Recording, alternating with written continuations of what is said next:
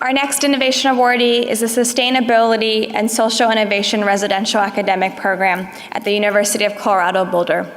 This innovation provides engaging academic, social, and interdisciplinary environment for freshman students living in the residence halls who are eager to solve the world's most challenging problems. Building on the residence hall culture, students take on innovation courses, develop their own social ventures, and meet outstanding social entrepreneurs. SSI RAP was founded by Professor Susan Clarke, and its lead instructor and curriculum developer is Francy Milner. Congratulations.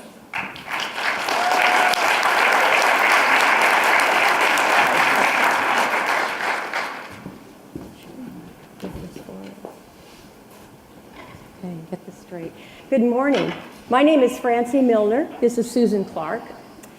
Many of you are juniors and seniors in college. I think many of our students have left, but some of you are still here. Others of you are faculty, and many of you are very much at ease on your campus. But can you remember back to that first day you walked onto campus? I mean, maybe you felt a little lost. See if I can get this going. Lonely, confused.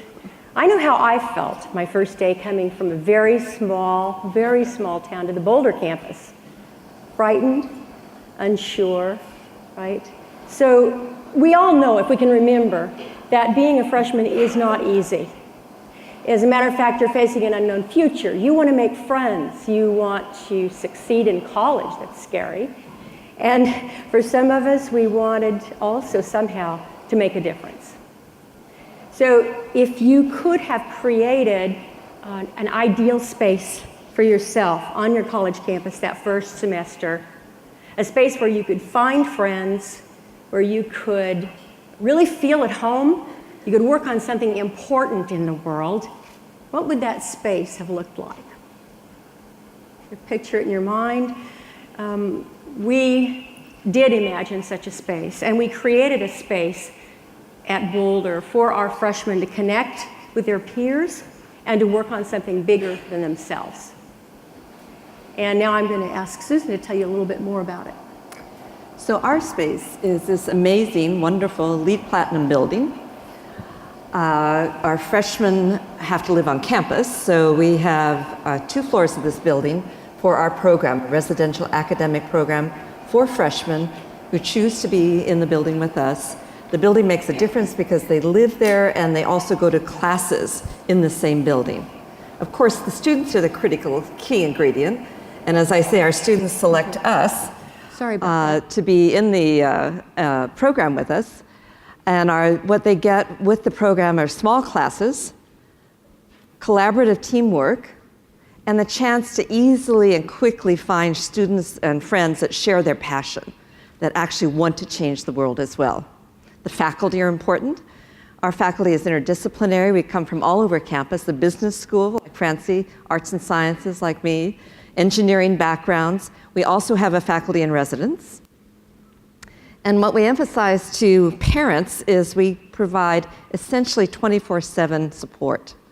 The students have teaching resident assistants. These are graduate students who live in the building with them on the same floors. So they're there to help them with kind of their personal lives as well as their academic dilemmas and experiences and all the things that don't make any sense when you're a freshman. They also have undergraduate peer mentors. These are students that lived in the RAP before. They were there the previous year usually. So they know the ropes of the RAP. They figure out what's going on the campus. They can help students, as someone pretty much like them, understand what they need to be doing, what they need to be thinking about next. So support's critical, and our other critical ingredient we feel is the experience that students get. These are some pictures from our expos at the end of the semester. This is something arts and sciences don't do. We don't do posters in my field. But engineering colleagues said that what students need to be able to do is to present their ideas in front of critical external judges. These are projects that they developed in our cornerstone course, Social Entrepreneurship and Sustainability, that Francy developed. And they provide these opportunity for students to present these ideas that they delivered and kind of constructed collaboratively in front of external judges, get prizes, sometimes money, also membership in a co-working space, Spark, in Boulder, where they can continue to develop. And we had other ways that they kind of connect now to the outside world by working with internship programs and working with social entrepreneurs who come to campus and talk about their activities as well. So this all sounds pretty good, right? I would have liked this kind of program when I was at Boulder long ago. But as we all know, the proof is in the pudding. What have been our results over the first 3 years of our RAP's existence? Well, we've had increased demand for our program. Our interviews with students, our evaluative surveys have shown a positive impact. And we've liked to look at what our RAP grads, meaning once they've left that freshman experience, what are they accomplishing? So I would like to share with you the story of one of our RAP grads who is now a junior, Anthony. And Anthony took my social entrepreneurship and sustainability course that first year when we opened the RAP in 2012. Did really well. He went on to take the internship course in the spring in the RAP. And in that course, he met Lee Shanis. And Lee is a wonderful social entrepreneur who works with immigrants. Lee became Anthony's mentor. And together they came up with an idea for T-Bridges. So T-Bridges is a social enterprise that is designed to bridge this gap between the younger and the older generations.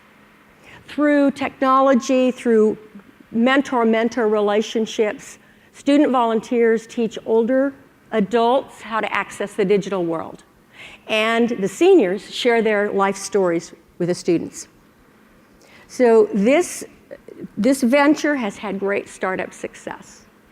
Anthony and his co-founder won a local competition called Project Awesome, designed to choose those students who are doing the most for the community.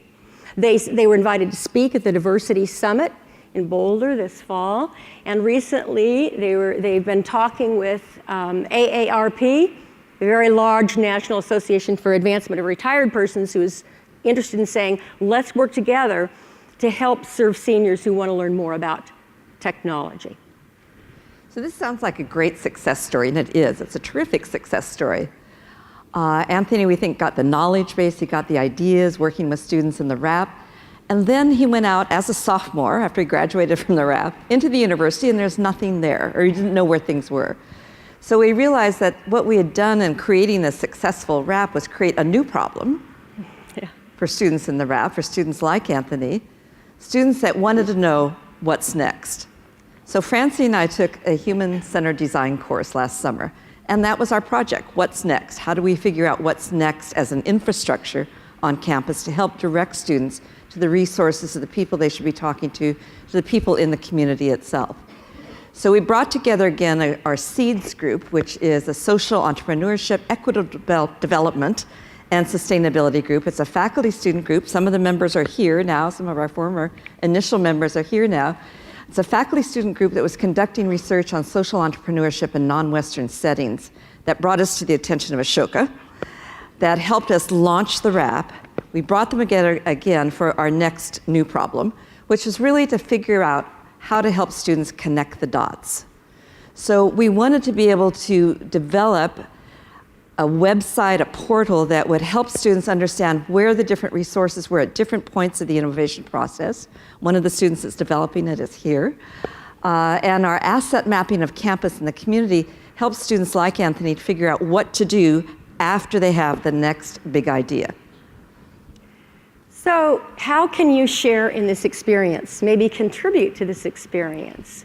We would like to gather your ideas for high-impact, low-cost strategies to connect the dots on our campuses and in our communities for our students. And what we'd like to suggest is that we all work together with Ashoka to develop really a social media strategy for sharing those ideas that will help our students answer that question, what's next? So in the words of Helen Keller, alone we can do so little. Together we can do so much. Thank you.